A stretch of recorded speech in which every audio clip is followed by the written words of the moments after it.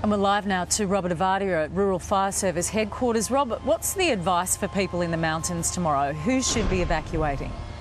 Well, Chris, we were kind of taken by surprise this afternoon by the strength of the advice from the Rural Fire Service Commissioner Shane Fitzsimmons. He's essentially saying that people should not at all be the slightest bit complacent. He doesn't want to be alarmist, but says that by mid-morning or so, if the forecasts are tending to be true and those wind gusts we do see do whip up towards the afternoon, we are looking at potentially catastrophic fire conditions, and people ought to firstly make sure that their homes are very, very well protected. But beyond anything else, if they are in the slightest bit of doubt about what to do, they ought to leave, that their own life is more important than anything else. We understand that the RMS and police have contingency plans for, I guess you'd call it a potential exodus, specifically from the Blue Mountains areas and also on the Bells line of road to the north as well. So the advice, protect your home, and if you are in any doubt, listen to radio bulletins and TV and leave if you have to. Chris? All right, thanks, Rob. Rob Avadia there, live from RFS headquarters.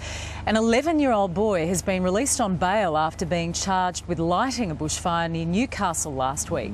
The boy, who can't be named for legal reasons, shows his contempt for the media as he left the Broadmeadow Children's Court. He'll return next month and is expected to plead not guilty. He's accused of lighting two separate fires, including the Heatherbrae blaze that burned through more than 5,000 hectares. A 15-year-old boy has also been charged over that fire. The hunt is on for thieves who've stolen donations meant for bushfire victims. Charity collection boxes were taken from two shops in the main street of Springwood yesterday afternoon. Security cameras captured pictures of the gang of five. The business owners say they're disgusted. It makes us incredibly angry. We've had such generous donations for the fire victims, and it's just been, it's not very nice at all. Police are looking for 5 offenders.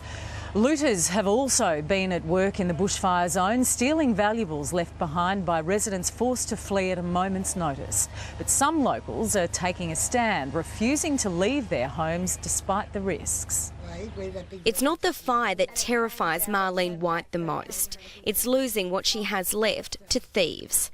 That's why she refuses to leave her home of 50 years. What about your life, though? My life ended when my husband died.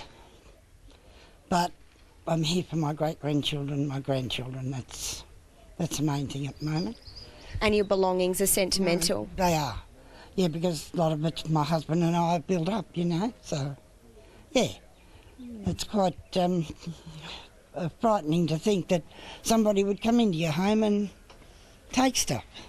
And you're prepared to stay and protect those memories? If I have to, yes. Lois Kirby was targeted by looters last week. They ransacked her property at Clarence. It's pretty awful to think people have been in your house, but they took jewellery and the coin collection. But she has no regrets about leaving and would do it again if threatened by fire. Police are stepping up their patrols in the area.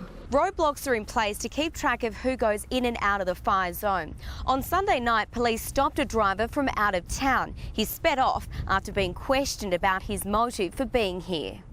Whilst we believe they may be connected to looting offences up in that area, we haven't got any evidence to actually tie that vehicle to that offence. Police know who he is and will face tough questioning when captured. Ashley Brown, 7 News.